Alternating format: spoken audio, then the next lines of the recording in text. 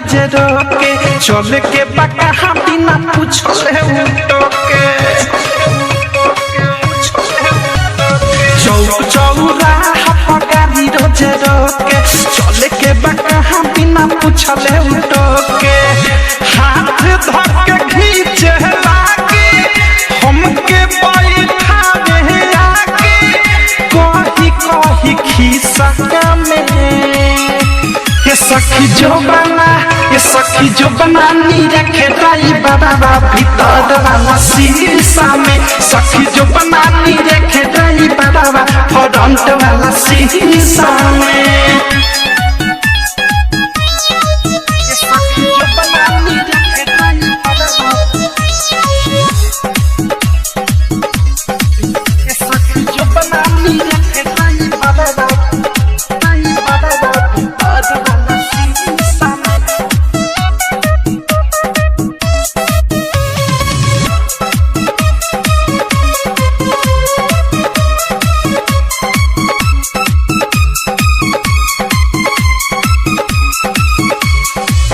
घूरेला हमरे के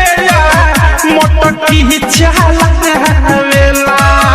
हंडिल घूमवे के बहाने हम केहू नहीं आवेला हमारा जवानी पर जा मारेला धाक हो अकेला में करे काटल कहतल मजाक हो सुखले स्टाइल मारे शिखर देखा के फादे रहे वही निशा में ये सखी जो बना नी रखे दाई बाबा भीतर वाला शीशा में सखी जो बना नी रखे दाई बाबा फ्रंट वाला शीशा में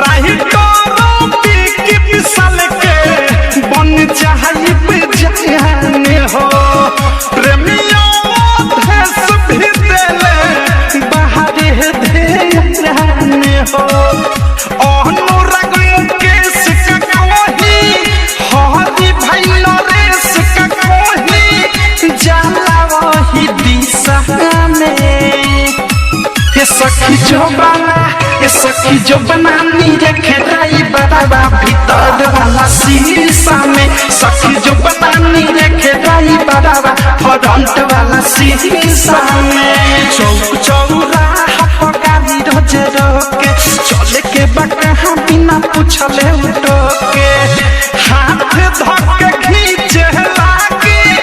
हमके बैठावे आगे कही कही खिस्सा में